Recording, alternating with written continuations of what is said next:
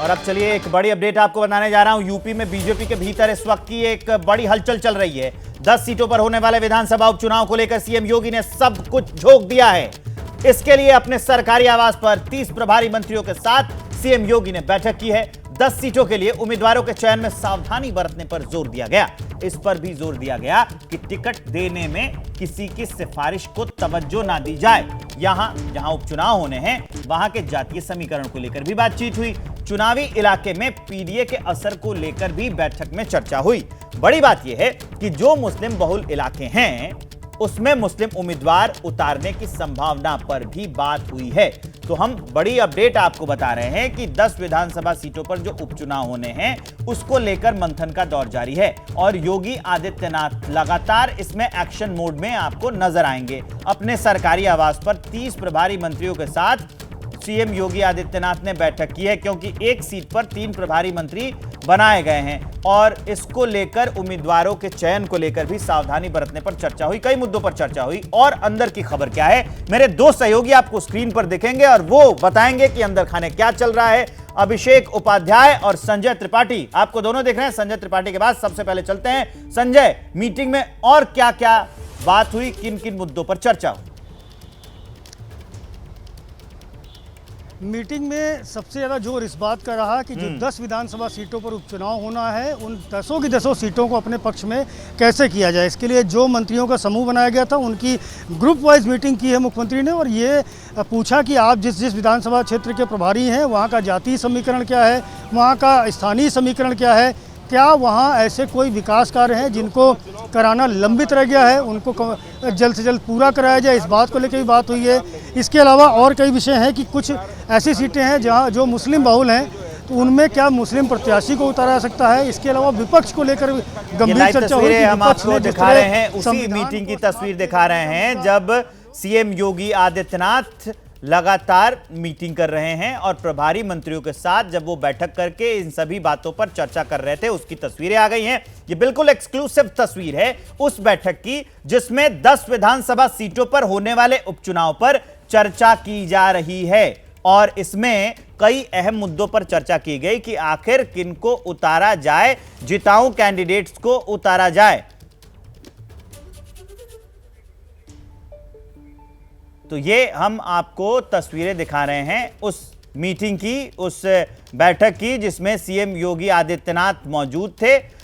करीब 30 प्रभारी मंत्री इसमें पहुंचे हुए थे और इस पूरी मीटिंग में इस बात पर लेकर चर्चा की गई कि आखिरकार कौन से जिताऊ कैंडिडेट हैं उतारे जाए, उस इलाके का जातीय समीकरण क्या कहता है, क्योंकि जातीय समीकरण भी प्रभावित करता है चुनाव को। तो कौन से कैंडिडेट्स उतारे जाने चाहिए, जिताऊ कैंडिडेट्स कौन कौन से हैं, उनका फीडबैक कैसा है, किसको टिकट दिया जाए, किसी की सिफारिश पर टिकट दिया जाए कि नहीं दिया जाए, इस मीटिंग में उन्हीं सब पर जो है लेकर चर्चा हुई। उसकी तस्वीर हम आपको दिखा रहे हैं। संजय, आप अपनी बात पूरी कर लीजिए। एक्सक्लूसिव तस्वीर आ गई थी उसी मीटिंग की तो वही हम दिखाने लग गए थे। Sanjay, over to you.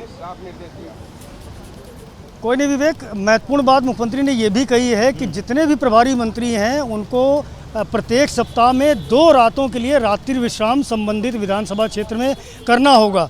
ये तब तक करना होगा जब तक इन विधानसभा चुनावों में चुनाव समाप्त नहीं हो जाता। तो मतलब तैयारी आप समझ सकते हैं कि मुख्यमंत्री योगी आदित्यनाथ ने किस तरह की हुई है कि हर विधानसभा में जो प्रभारी मंत्री है वो 2 रात रुकेगा और रुक करके वहाँ के जो कार्यकर्ता हैं, जो पदाधिकारी हैं, जो भारतीय जनता पार्टी के लोग हैं उनसे मिलेगा, उनसे सारी चीज़ें समझेगा, उनकी समस्याओं का निस्तारण भी करेगा। तो लगातार मुख्यमंत्री ने एक के बाद एक निर्देश दिए हैं और अब ये तय हुआ है कि जो 10 सीट के अलग अलग ग्रुप है मंत्रियों के, ये जाएंगे अपने विधानसभा क्षेत्रों में काम करेंगे। लक्ष्य यही है कि हर हाल में 10 की 10 सीट को उसी प्रकार जीता जाए जैसे रामपुर और आजमगढ़ की सीटों को जीता गया था। बाई इलेक्शन है, सरकार के प्रभाव का चुनाव होता है, ये बात किसी से छुपी नहीं है। तो तैयारियां उसी तरीके से करनी है। या विपक्ष को लेकर भी बात हुई कि विपक्ष जिस तरह से आरक्षण को लेकर के भ्रम फैला रहा था, विपक्ष ने जिस तरह संविधान खत्म करने की बात की, तो इन विषयों का काउंटर कैसे किया जाना है इसके लिए बाकायदे बैठक में चर्चा हुई है। इसके लिए बाकायदे ट्रेनिंग भी होगी और वो सारी चीज़ें निकाल के लाइव। ठीक है, आप हमारे साथ बने रहिए। अभिषेक उपाध्याय भी हमारे साथ हैं। अभिषेक, आप रहिएगा मेरे साथ, लेकिन एक और बड़ी खबर बताने जा रहा हूं दर्शकों को। कैबिनेट मंत्री स्वतंत्र देव सिंह को कटेहरी सीट का प्रभारी बनाया गया है। सीएम योगी के साथ मीटिंग के बाद स्वतंत्र देव सिंह ने एबीपी न्यूज से कहा, उपचुनाव में बीजेपी 10 की 10 सीट जीतेगी। स्वतंत्र देव सिंह, उनका ये जो दावा है वो हम आपको सुनाते हैं। कैबिनेट मंत्री स्वतंत्र देव सिंह बैठक से बाहर निकले, क्या चर्चा हुई स्वतंत्र देव जी? हमेशा कैबिनेट मंत्रियों की अपनी बैठक होती, विकास की योजनाएं हैं, विभाग की योजनाएं हैं, बाढ़ है, और ये सभी की चर्चा होती है। उसमें चुनाव की भी चर्चा, जो विधानसभा है उसकी भी चर्चाएं हुई है। तो यानी सभी बिंदुओं पर चर्चा होती है और सरकार क्षेत्र का डेवलपमेंट है। क्या स्वतंत्र देव जी रणनीति बनी है आगामी 10 बाई इलेक्शन को लेकर के विधानसभा? वो 10 की 10 जीतना है विधानसभा, इसलिए उस पर भी चर्चा हुई। बाकी अपने अपने बाढ़ की समस्या से लेकर बाकी बिंदुओं पर। संगठन की तरफ से कौन रहा? मंत्रिमंडल की बैठक थी, मंत्रियों की बैठक, संगठन के लोग नहीं थे। मंत्रियों की बैठक। चुनाव को लेकर भी चर्चा हुई, उसमें चुनाव की भी चर्चा हुई। तो बहुत जोरों पर चर्चा हो रही है, बहुत जोरों पर मीटिंग भी चल रही है और सारी चीजें बिल्कुल ही बारीकी से देखी जा रही हैं कि आखिरकार जो गलती पिछले चुनाव में हो गई थी और उसका खामियाजा सिर्फ उत्तर प्रदेश को नहीं, राष्ट्रीय स्तर पर पूरे बीजेपी को भुगतना पड़ा था, वो गलती अब ना हो। अभिषेक उपाध्याय। बिल्कुल, देखिए सबसे अहम बात यही है और बड़ी बात ये भी है कि ये जो उपचुनाव हो रहे हैं उनकी पृष्ठभूमि ध्यान देने वाली पृष्ठभूमि ये है कि संगठन और सरकार के बीच में टकराव साफ तौर पे दिख रहा है और इसी का असर पड़ा है लोकसभा में जो अभी नतीजे आए हैं। इसका असर आगे ना पड़े, इसको कैसे रोका जाए। और ये जो संजय ने एक बात पे इशारा किया वो बड़ी महत्वपूर्ण है कि संगठन से कोई नहीं था। योगी आदित्यनाथ ही पूरे इस अभियान की अगुवाई कर रहे हैं, लेकिन जिन मंत्रियों को उन्होंने टास्क दिया है वो कितना संगठन को साथ ले सकेंगे, कितना कार्यकर्ताओं को जोड़ सकेंगे। और जो शिकायतें थीं, जो कार्यकर्ता निरुत्साहित हो गया था, जिसने कि पार्टी के लिए जम के काम करना, दिल से काम करना छोड़ दिया था, क्या उसको फिर से जोड़ पाएंगे क्या? क्योंकि देखिए, रणनीति तैयार कर लेना, कागजी कार्रवाई कर लेना, डिप्लॉयमेंट कर देना, ये एक चीज होती है, लेकिन जब तक आपका कार्यकर्ता नहीं जुटता है, जब तक कि आपके पन्ना प्रमुख नहीं जुटते, जब तक कि आप पन्ने पर जो वोटर होते हैं उनको लेकर के नहीं आ, तब तक कुछ नहीं होता। जो बीजेपी के साथ इस बार हुआ, तो उसको कैसे ओवरकम किया जाएगा और ये मैसेज कैसे जाएगा कि सरकार की कार्यप्रणाली में जो अप्रोच है उसमें बदलाव आया है। ये अप्रोच भी नीचे तक ले जाना है और यही सबसे बड़ा चैलेंज है। विवेक। लेकिन अभिषेक, इसमें एक बात पर और चर्चा की जा रही है कि किसी की सिफारिश पर टिकट नहीं दिया जाएगा। अब मैं इस पर खुल के आपसे कमेंट चाहता हूं। आप रहते हैं, यूपी की राजनीति भी देखते हैं, अक्सर वहां पर जाकर ग्राउंड रिपोर्ट्स करते हैं, नेताओं से आपके संबंध हैं। कौन लोग हैं जो सिफारिश करते हैं? क्या जो राष्ट्रीय स्तर के नेता हैं वो सिफारिश करके भेजते हैं कि नहीं इनके संबंध हमसे अच्छे हैं, टिकट दे दीजिए, और अंत में उसका खामियाजा भुगतना पड़ा है बीजेपी को? अभिषेक, कोई अपडेट? देखिए, मैं इस बीच में हमारे साथ में डॉक्टर संजय निषाद हमारे साथ में हैं, कैबिनेट मंत्री हैं, उनसे बात कर लेते हैं। संयोग ये रहा कि आप बात कर रहे थे, उसी समय डॉक्टर संजय निषाद उपलब्ध हो गए। यूपी के बहुत ही क्रांतिकारी नेता माने जाते हैं। डॉक्टर संजय निषाद, मुझे एक बात बताइए, ये जो बात लगातार कही जा रही है कार्यकर्ताओं की अनदेखी की बात, केशव मौर्य जी ने जो कहा कि संगठन बड़ा है, सरकार छोटी है, डॉक्टर संजय निषाद का क्या मानना है इस पर? देखिए, उसके बारे में तो जिसने कहा है, लिखा है, उनसे पूछना चाहिए उसके बारे में किन परिस्थितियों में क्या सोचकर उन्होंने लिखा है। बाकी तो हम लोग पॉलिटिकल टीचर हैं, हम तो लीडर हैं और पॉलिटिकल टीचर हैं। पहले मानते हैं कि कार्यकर्ताओं की बातचीत की सुनवाई ये सब होनी चाहिए। पहले ये तो हर नए कार्यकर्ता, चूंकि लोकतंत्र में हमेशा भारत में जनसंख्या बढ़ती, नए संगठन, नए कार्यकर्ता बढ़ते हैं, तो कार्यकर्ता को पता चलना चाहिए डेमोक्रेसी क्या है, पार्टी क्या है, पॉलिटिक्स क्या है, कार्यकर्ता को पता चलना चाहिए। निश्चित रूप से इसलिए बताया जाता है भाई लोकतंत्र में देश संविधान से, कानून से चलता है। बात ये बता दीजिए, आप अभिन्न सहयोगी हैं, अब पूरा हो जाएगा ये, आप अभिन्न सहयोगी हैं, पर ये बताइए, एक मिनट, आप अभिन्न सहयोगी हैं, ये जो पूरा हो जाना चाहिए, पूरा रहना चाहिए, क्योंकि मैं अधूरी नहीं छोड़ते। अधूरा नहीं, जनता पूरी जानकारी जानेगी तब ना, नहीं तो पता चलो झूठ वाले पूरा झूठ फैलाते रहेंगे, हमारी सही बात जाए।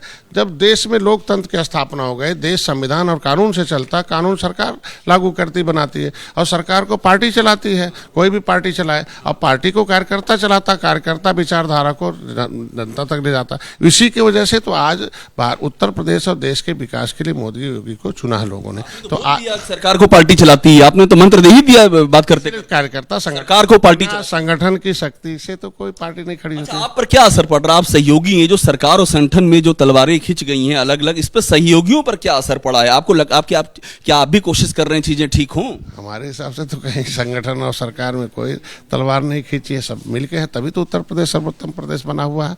आज के दिन में इतनी सीटें हार गई बीजेपी। हार जीत एक अलग राजनीति का एक हिस्सा है, लेकिन जो हमने विकास किया है, खासकर मैं तो अपने मंत्रालय की बात करूं कि मत्स्य विभाग को सर्वोत्तम प्रदर्शन, मतलब प्रोडक्शन में सर्वोत्तम लाया है। केशव जी से मिलने भी गए थे, आपकी तस्वीरें क्यों नहीं मिलेंगे? हम तो भाई सहयोगी दल हैं, वो हमारे पुराने हैं, उप मुख्यमंत्री भी हैं, आज के दिन में उनका विभाग हमारे विभाग से रिलेटेड भी है, तो क्यों नहीं मिलेंगे उनसे? चूँकि उनके प्लेटफार्म पर उनका हर जगह वो है, क्या नाम है, जो ब्लॉक है उसमें ट्रेनिंग सेंटर है, और हमें मछुआरों के लिए ट्रेनिंग कराना है, तो उनसे मिलेंगे तभी तो हमें हर ब्लॉक पर ट्रेनिंग। इस समय बहुत चर्चा में है, अभी दिल्ली में गए हैं, नड्डा जी से मिलकर के आए हैं, ये बात कही जा रही कि केशव जी कार्यकर्ताओं के दर्द को सामने रख रहे हैं। नहीं, देखिए हमारे हिसाब से तो आज के दिन में बाकी बातें केशव जी से पूछना चाहिए, हमारी बातें हमसे पूछी जाए और हम बताएं आपसे कि आज के दिन में 10 सीटें प्राथमिकता हम लोगों की है, कि 10 जो उपचुनाव है उसे जिसमें आपका हिस्सा कितना है? हमारे तो पहले से भी देखिए भारतीय जनता पार्टी की परंपरा रही है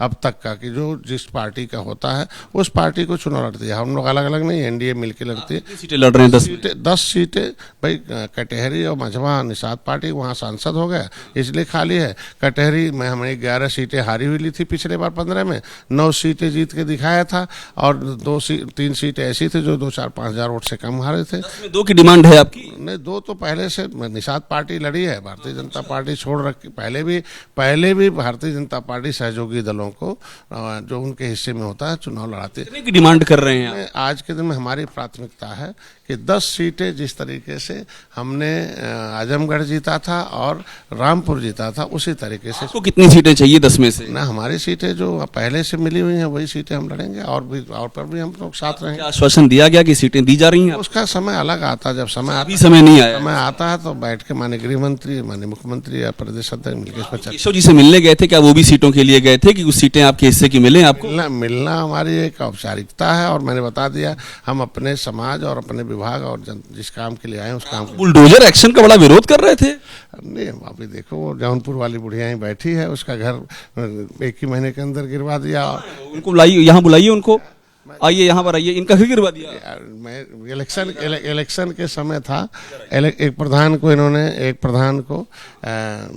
इन्होंने जांच लिख दिया, और जांच में प्रधान दोषी पाया गया, और उसके बाद प्रधान सपाई था, उसने अधिकारियों को सेट किया और उसके बाद इनके खिलाफ लाया, और इनके खिलाफ ही जो है, और उसने प्रधान ने अधिकारियों को सेट किया और इनका घर गिरवा दिया। गिर गया तभी तो आपका घर गिरा दिया गया है? हाँ साहब। आपने मंत्री जी से दर्द बयां किया अपना? हाँ, हम दर्द बयान कर रहे हैं यहाँ पर। बोले मंत्री जी बोले कि से बोल नहीं पाऊना, तब से वहाँ किरान लगा के खुदा गया।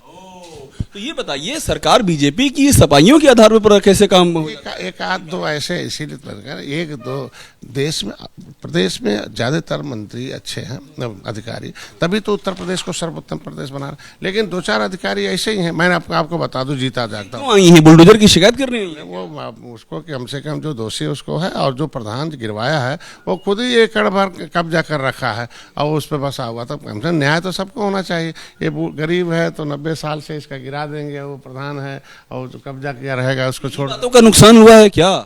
कुछ ना, हम तो मानेंगे कि जब इनका घर गिरेगा तो इनके रिश्तेदार काहे वोट देंगे, इनके नात रिश्तेदार अगल बगल क्यों देंगे, ऐसे बहुत केसेज होंगे। अच्छा, जिनके ऊपर कार्रवाई हुई है वो तो फिर हट जाएंगे वोट देने। वो तो सच्चाई है।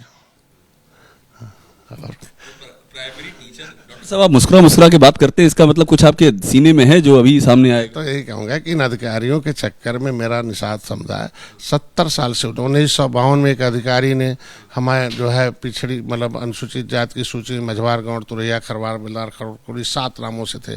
तो लेदरमैन और वाशरमैन चूंकि वो अंग्रेजों के सेवादार थे, उन्होंने तो ले लिया और निषाद लड़ते रहे, क्रिमिनल कार्ड से प्रभावित थे।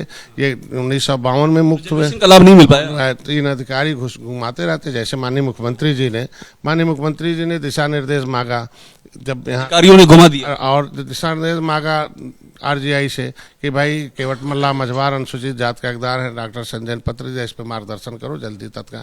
तो पता चला आरजीआई ने कहा ठीक है, डॉक्टर साहब ने जो कहा सही है, ये केवट मल्ला मझवार है। तो दिशा निर्देश तो उत्तर प्रदेश को देना चाहिए ना, और वो कहाँ पत्र भेज दिया, आरजीआई वहाँ भेज दिया सामाजिक न्याय मंत्रालय। क्यों कर रहे हैं अधिकारी ऐसे कुछ न कुछ होते हैं 1-2 जिसके चिन्हित करके उन्होंने। आप कैबिनेट मंत्री हैं और आपका मेन मुद्दा आरक्षण ही था, और आप ही का काम जो है अधिकारियों ने घुमा दिया। आज भी है, और ऐसे लोग अब धीरे धीरे हो रहा है। कागज इकट्ठे किए, कम से कम अधिकारी ने लिखा तो कि केवट मल्ला मझवार है। 70 साल से हमारे समय में अधिकारी को लिखना पड़ा कि सही बात क्या है। पिछली सरकारों में तो फाइल ही गायब करा रखा है। आखिर किसके सहयोग, मुझे आखिर में और बता दीजिए डॉक्टर साहब। सुन लीजिए, सपा बसपा के सहयोग से केंद्र में पब्लिक फाइल 74/4/1950 जिसके आधार पर रिजर्वेशन तय हुआ था, मुकुल वासनी और शैलजा के जो मंत्री थे उनके उस समय फाइल गायब है। मैंने उनके खिलाफ मुकदमा लिखवा रखा है। बता दीजिए, किसी तरह के बदलाव की जरूरत आपको यूपी में महसूस होती है क्या? उत्तर प्रदेश सर्वोत्तम प्रदेश बने, यही हम बदलाव की जरूरत महसूस होती है कि उत्तर प्रदेश सर्वोत्तम प्रदेश बने हर क्षेत्रों में। बस साहब आप हर चीज को घुमा के बता रहे हैं। सही बात बताते हैं बस। ठीक है, तो डॉक्टर संजय निषाद हैं और इन्होंने बुलडोजर एक्शन में देखिए एग्जाम्पल दे दिया। ये महिला है, इनको यहाँ पर ले, और ये यहाँ पर शिकायत करने आई हैं, और ये भी कह रहे हैं, मैं इनके साथ ही मौजूद हूँ, कि अधिकारियों ने घुमा दिया, इनका आरक्षण वाला इशू था।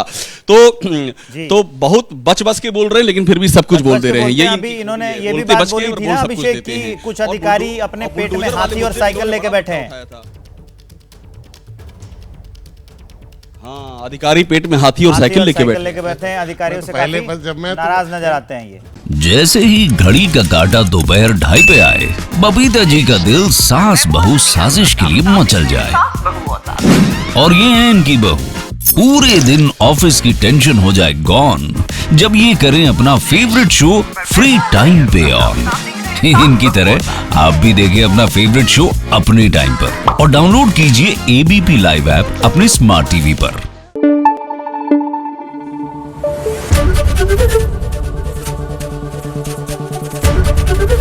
एबीपी न्यूज आपको रखे आगे।